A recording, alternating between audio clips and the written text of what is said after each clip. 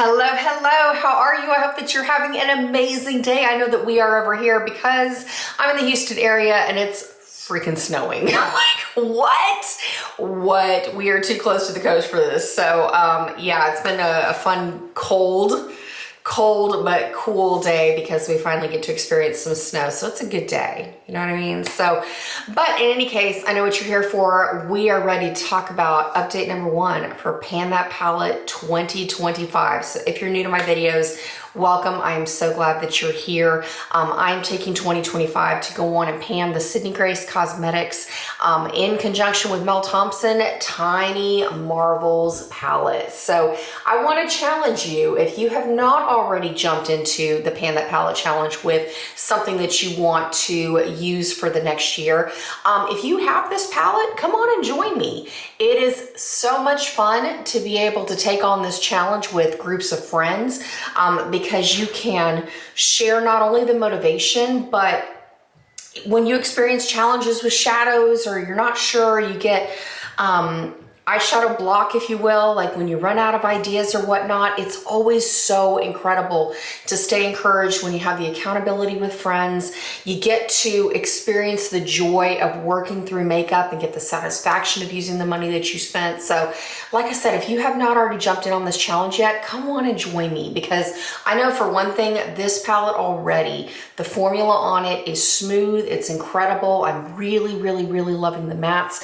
In fact, this is going to be the first Get Ready With Me that I film from it. I'm going to call it something along the lines of like blackberry wine, because I've really loved the purples over the last couple of weeks. In fact, I wanted to go on and share this with you. We'll talk about it with the makeup basket update that's coming at the end of the month before I switch out products for February.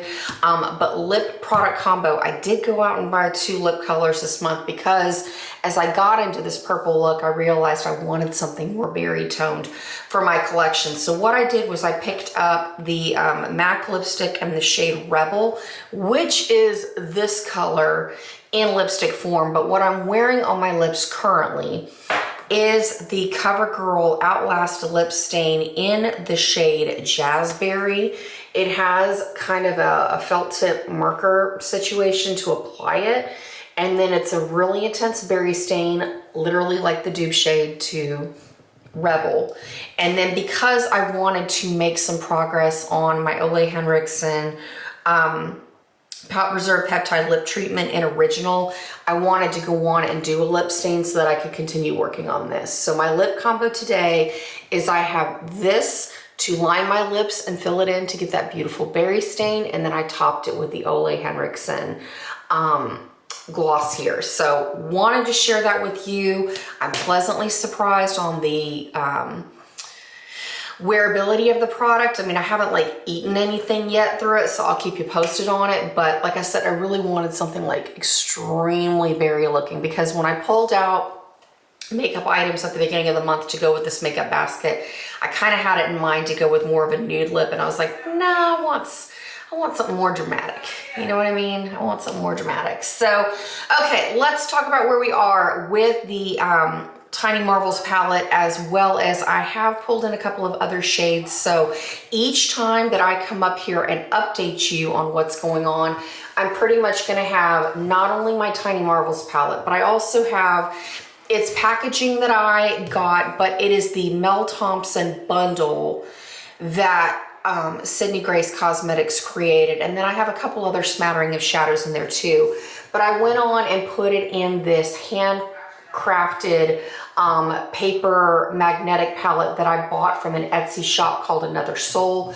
I will go on and put the shop in the description box below. She does not have one of these particular palettes currently listed, and the reason I got this is because not only did I think it was beautiful, but also this reminded me a lot of Mel, you know, with the butterflies and the green and sage.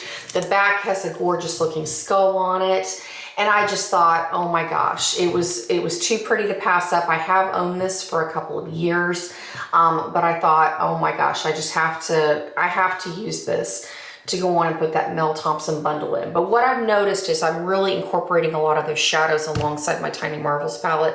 So while I'm not intentionally going after these to pan as much as I will the Tiny Marvels palette, I do think that it's fair that I go on and kind of keep you posted on what's going on. So, okay, first off, with the Tiny Marvels palette, back when I started this palette, has it been 2.5 weeks, something like that?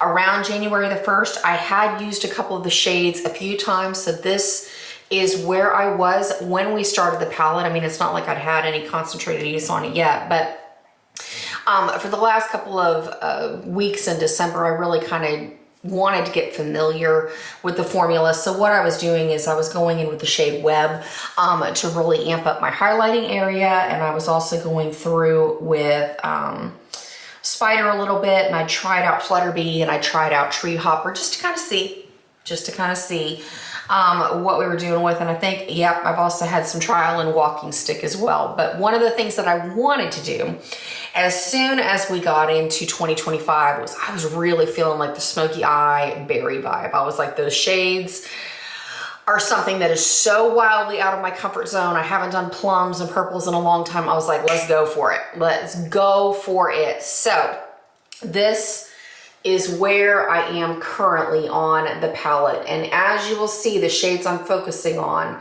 I'm going for Love Bug. That is my crease transition shade. Then I deepened it up with the Bugaboo down here.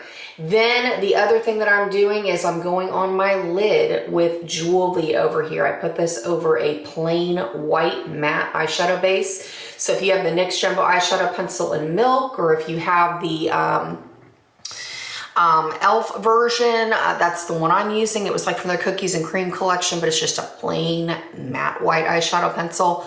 Perfect. And for some reason, I think I got some setting spray in my eyeshadows, so we're gonna have to deal with that. But in any case, I am loving this look right now. And in fact, that is what I'm going to focus on. There will be a get ready with me coming before the end of this month, because I want to show you the products that I'm using for my makeup basket / project pan before we go on and switch out some of those items for February. But to give you a look, here is what is going on with my makeup, because as you can see, I've got that Jewel Bee all over the lid. My crease is that combination of Love Bug and Bugaboo. And I also went through with an Anastasia shade that I will share with you in just a minute. And the other shade that I've been using is Spider. And that's actually what I have going on in my brows. I really like it. At first I was a little bit hesitant that it was going to be super dark. It is dark, don't get me wrong, especially now that my hair is going lighter as it's going gray, but I really do like the contrast. I do get a very like high contrast makeup vibe. It makes my eyes look insanely brown in person, which is always cool, because instead of the focus being necessarily on the eyeshadow, you get the overall focus of your eyes are very intense in a good way. I've gotten lots of compliments in the last couple of weeks on this look. So try it out. Like I said, if you're wanting some inspiration, some encouragement, I will go on and post to get ready with me for that. Because the other thing I was thinking about is I have gone through YouTube and kind of just seen what people did in terms of looks with Mel's palette, and you know, even videos that Mel made of herself. In fact, while we're on that train of thought, go on and check out Mel's videos that she created for